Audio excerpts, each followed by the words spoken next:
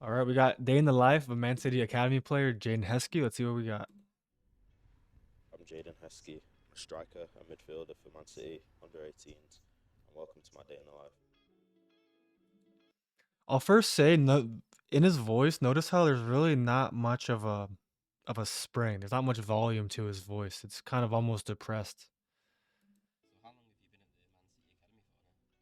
I've actually been at Man City since I was 4, but then obviously you sign your contract then. Here's the other thing: being at at Man City Academy, being at any big academy since the age of 4. I mean, this is one more reason why at the elite level we're seeing so many more injuries because these guys don't really have that expression of their athletic creativity because they aren't playing a bunch of different sports growing up, and they're thrust into an academy at age 4. It's pretty absurd. 9, but like I was in like the pre-academy since 4, so it's been a long time.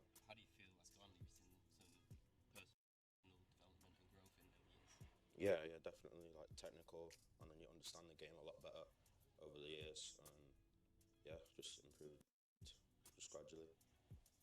All We've right, so moved not three really an times, answer. but like Okay. always been in the Manchester kind of area. But yeah, it's always been about like half an hour, 45 minutes to get in. Normally, it's aimed to get in at like 9 o'clock. Breakfast. Yeah, it's too bad, but that's kind of the reality of modern living is you have to drive 20, 30, 40, even up to an hour sometimes for your daily commute. Like ideally that wouldn't be the case, but it is what it To is. 9, and you wait until like half 10. You do P2P, then go out for training. 11, come in at training, say half 12ish. Have some lunch, and then we have education.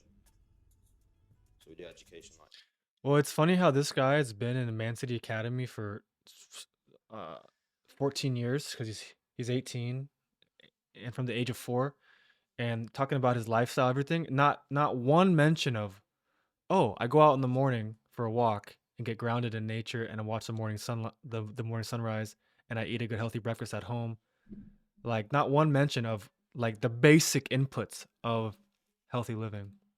half 1 for 2 hours, and then sometimes depending on the day we'll have gym, and then just the day done.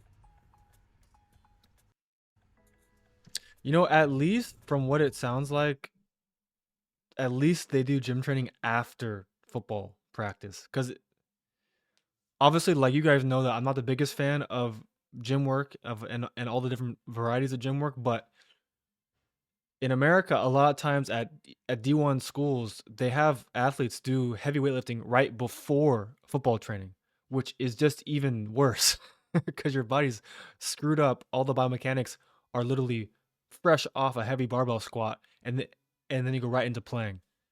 So your body and your brain is just twisted up.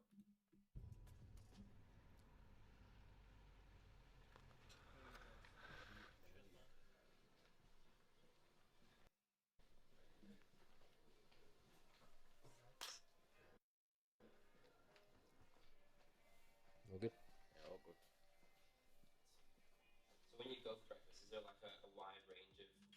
You guys notice how in these buildings, there's no windows, and they're under artificial light, which has been proven for many decades in science to cause some pretty bad health issues.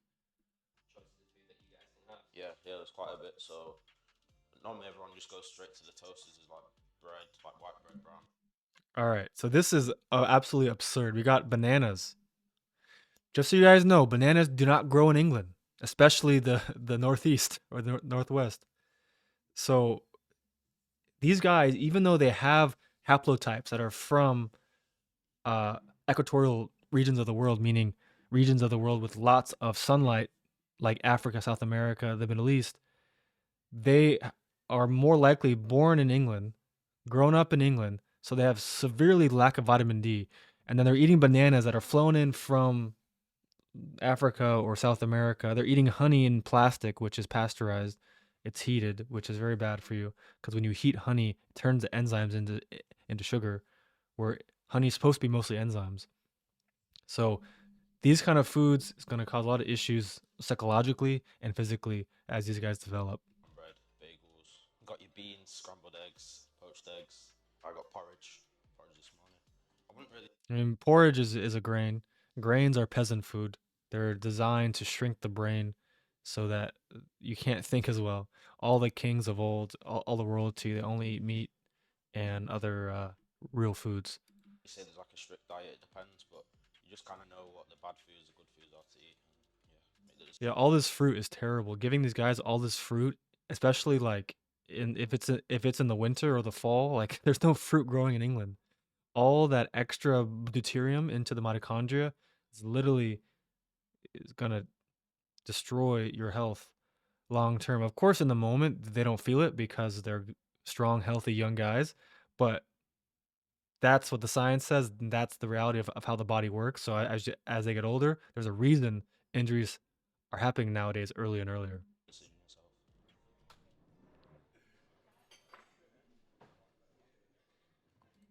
And so again, notice here we have it. We have TVs, we have lights on the ceiling, we have big windows.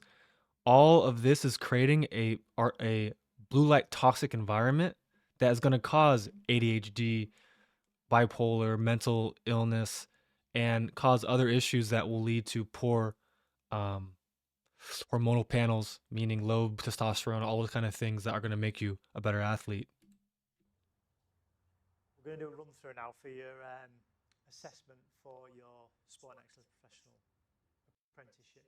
And we're going to look at 5 clips here that you need to analyse from a technical tactical point of view, as much detail as you can. So at the end of it, I can then distinguish whether you're actually going to have a distinction or whether you'd actually get a pass at the end of it. Most of the players are doing sport science, like a sport science course over the 2 years. I did A levels last year. I did my business A level in a year, so I finished that. I'm just doing the sport science one for now. Sometimes once you come in from training, then you have education, you're kind of dreading it a bit, but yeah, I just try my best in education and on the pitch as well. Yeah. So let's Well, yeah, it's obviously good that these guys are getting good education, but uh, keyword good. You know, some of the stuff I wouldn't say is the most important things that guys are learning, but the fact that they're analyzing their game footage is really good. run the clip through. What are you thinking here? So at this point, just to stretch the play, like to give the midfielders as much space as they can have. These personal development sessions, what do they involve? A mixture of everything, really. They sometimes get external people coming in, just do chats about like mental health and stuff. And one of them was just literally just sat in a circle and just have a conversation about like just go around asking people questions. And yeah, they just help with general things in life. I think really. That's pretty crazy. People come and talk about mental health, and they're stuck inside a room filled with non-native EMF, artificial lights, and that's literally the cause of most mental health issues. Just ridiculous. Right, our press for this weekend. So most of you have seen this before, but some of you haven't done it in a game for a long time. The 17s guys will have. This is how we're going to press, okay? Making the right decisions, making the right movements, etc., etc. So, I mean, definitely it's good for these young players to be educated on tactics and football knowledge, how to play the game, how to understand different formations, and what do you do if certain kind of players are involved in certain kind of scenarios in the match and how to handle yourself. All that stuff is great. But in reality, these guys are 16, 17 years old. They need to be outside playing sports, becoming athletic, more athletic than they are currently, expressing their creativity on the pitch, cross training, and above all, being outside because it's literally just how your body was designed to work. The fact that they're stuck inside all day behind TV screens, behind monitors, and then they get 1 hour, 2 hours on the pitch is just really not the most wise thing for For their me, it's health and just long like term to loosen development. up a bit before we actually go out. I think it like reduces the chance of getting injured as well. That's good part of it. But It's funny because these players are just told that what they do reduces the chance of injury, but it's actually the opposite. Everything they're doing right here increases the chance of injury. But because they're told that that's what it is, they believe it, you know? yeah, I just do a couple of exercises, like specific ones, like to get my glutes. If you're doing specific exercises to get your glutes, that literally means you have no idea how the human body works. Not that he's wrong, it's just the people around him at the club that have educated his understanding of the human body is just really outdated behind the times because the only way you can actually create change in the body for example, getting your glutes to be more engaged, be stronger, more powerful, you have to change the fascial connections that directly control how the glutes work unconsciously, and that's the feet, the hands, and the tongue. My hammy's a bit unstiff, but yeah, it just gets me ready for training, really. And that's even more asinine. Trying to target a specific muscle, get it warmed up, get it activated, get it, going, and then go out to training. That means that one specific muscle is now fatigued. So it can't perform its job amongst the whole system of your body on the pitch. So then other muscles now have to compensate for that fatigued muscle. It's just no common sense going on here at one of the biggest clubs in the world. And so now they're outside in the sun, which is good, as it should be. Not great that they're covered in. Whenever you're in training, you always got to put like 100% in. It's not great that they're covered in synthetic plastics all day long, which is really bad for their hormones. But Like, there's a big focus on pressing as well, so that gets the intensity up. Yeah, out of possession, you've got to be on it, and then in possession, it's a high intensity, so you've got to be good technically difference. I always thought it'd be a lot faster, but once you're actually there, you just feel tired straight away because like the intensity is so high with them. But yeah, it was a good experience. So every time I've been with them, I wouldn't say like just one-to-one, no, but like once you're part of the session, he's quite vocal anyway, so he'll be speaking to all the other players, and then like he's quite animated, so he'll get you involved, like telling you what to do. So you're always just listening to him, whatever he's saying. It's always going to be higher intensity the more you. yeah, it's really great that the young players get the chance to train with the first team, because obviously they're gonna learn and develop so much faster when they're playing amongst guys that are so much better than them, and they learn on the fly. That's really how you develop. Go off the age groups, and yeah, then once you've been playing in them, you kind of get used to it with your body here. I feel like I am more fit now. Last season, playing and training with the under 21s, Oscar was always in that age group, so and just training with him, you'd see the level that he was at, and yeah, you just see that you have to be at that level. You're just striving every day to be like them.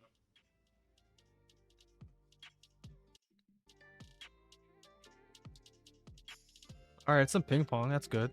Cross training. Day, That's it's good. like quite full on. Like you've always got something going on in the between time, like having like a half an hour maybe just to play table tennis or pool or whatever. Yeah, it's good to just like relax and like play with your mates. So yeah.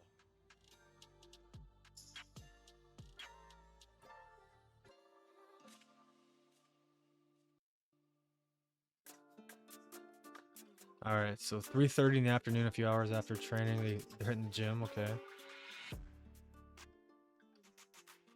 All right, so a deadlift with a hex bar Exercise you need to do. doesn't really help your body at all and actually creates the wrong mechanisms for performance. I mean, for one, you're pushing through your heel. Your heel is not how you run on the pitch, so it creates the opposite patterns of movement in the nervous system. When you run on your forefoot with ankle stiffness. You don't lift through your heels, so you're creating literally the opposite patterns of movement in the gym that you need on the pitch. 5 different stations for it, yeah. So just everything you need to do. You've got stuff for big weights on barbells. You've got the weights area we are doing dumbbell rowing there. Yeah, just everything's there. So yeah, it's good to just improve. It's funny why, I mean, they make these guys think they're improving with this stuff, but the best players in the world didn't do this when they were 17. And it's just totally backwards.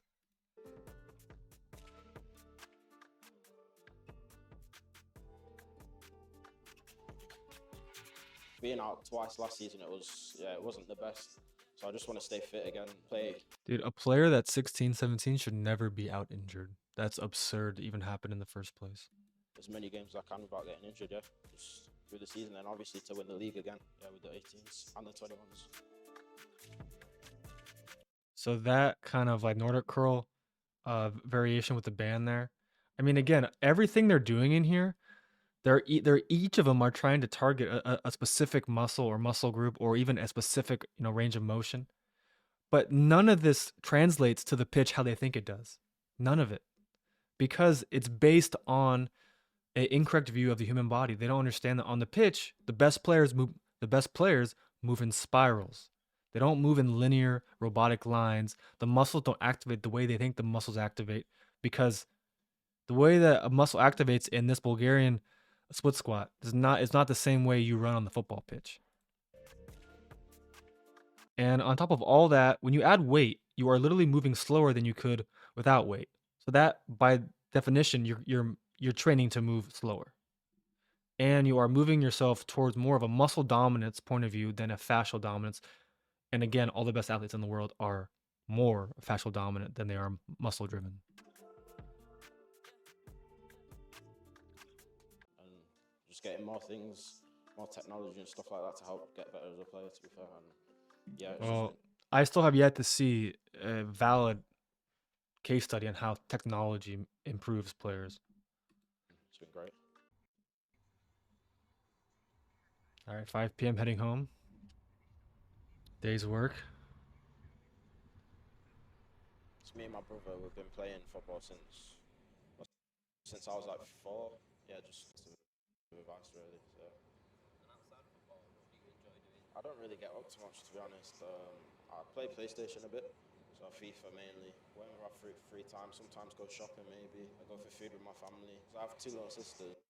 We end up going like the cinema or something. Or like, It was kind of odd, he's 17-year-old boy, soon to be a man, and don't have any other interests outside football.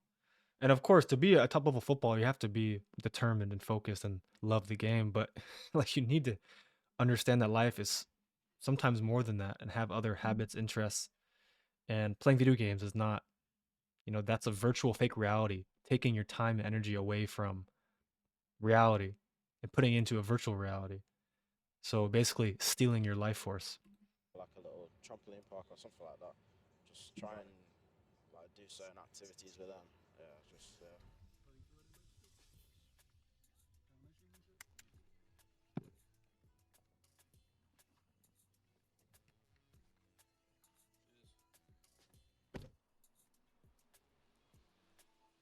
So that was a day in the life of me. Hope you enjoyed it. Yeah, see you soon.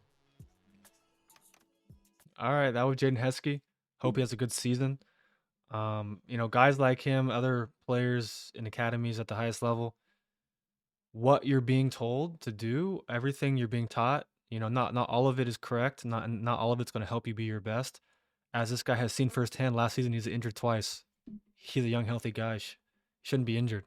He should be healthy, playing a lot of sports and developing his athletic potential. So if you want to do that, hit that link down in the description. Get inside the Entangled tribe, and hope you guys enjoyed this video. Let me know in the comments if you want more of this. Talk soon.